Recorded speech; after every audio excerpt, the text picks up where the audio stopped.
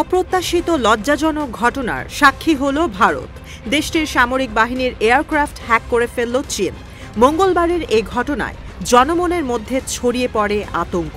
সামাজিক যোগাযোগ মাধ্যমগুলোয় স্ফুলিঙ্গের মতো ছড়িয়ে পড়ে খবর, যা ছাইচাপা দিতে ভারতের সামরিক বাহিনী ব্যতিব্যস্ত হলেও আদতে কোনো লাভ হয়নি। মঙ্গলবার পূর্বাঞ্চলের লাইন অব অ্যাকচুয়াল কন্ট্রোলকে ঘিরে আকাশ প্রদক্ষিণ করছিল ভারতের remotely controlled aircraft RPA.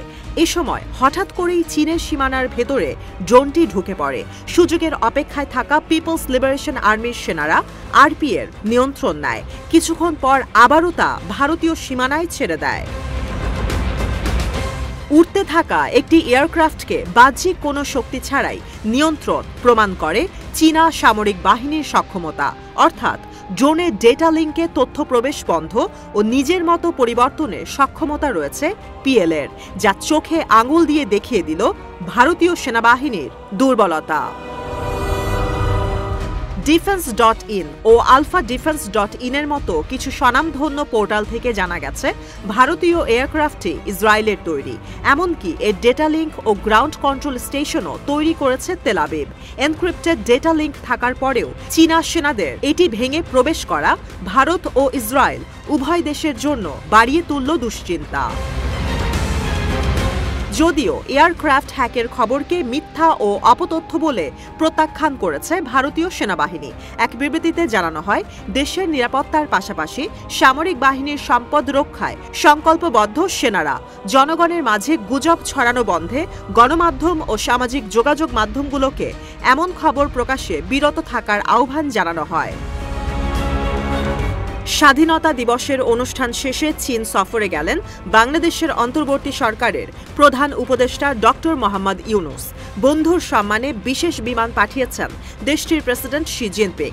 হাইনানে Boao forum for Asia বিএফ-এর কনফারেন্সের পর শি-এর সঙ্গে বৈঠকে অংশ নেবেন ডক্টর ইউনুস।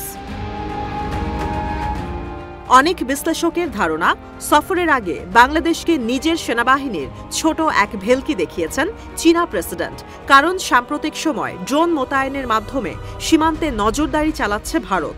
এমন পরিস্থিতিতে বেইজিংয়ের সঙ্গে বন্ধুত্বে সুরক্ষিত থাকবে ঢাকা, এমনই বার্তা দিয়েছেন শি জিনপিং। বৈঠক শেষে দুই দেশের সরকার প্রধানের মধ্যে সামরিক চুক্তি সই হলে বিষয়টি পানির মতো পরিষ্কার হয়ে পড়বে। নতুন বাংলাদেশের সার্বভৌমত্ব রক্ষায় প্রতিরক্ষা ও সামরিক ক্ষেত্রে চীনের সহায়তা খুবই জরুরি। তবে সফরের আগেই ঢাকাকে সমরাস্ত্রে সজ্জিত করেছে বেইজিং। সম্প্রতি national image of China in Bangladesh শীর্ষক প্রকাশিত গবেষণাপত্রে উঠে এসেছে এই তথ্য। রিসার্চ পেপারে উল্লেখ করা হয়, রাইফেল, রকেট লঞ্চার, ম্যানপ্যাড, হালকা ইউটিলিটি যানবাহনের মতো ছোট ও মাঝারি আকারের অস্ত্রের জন্য বাংলাদেশ অর্ডিন্যান্স ফ্যাক্টরি এবং বাংলাদেশ মেশিন টুলস ফ্যাক্টরিকে প্রযুক্তি স্থানান্তর করেছে চীন। মূলত দেশীয় ডিফেন্স ইন্ডাস্ট্রিয়াল বেস গড়ে তোলার লক্ষ্য অর্জনে সহায়তা স্বরূপ এই প্রযুক্তিগুলো সরবরাহ করা হয়।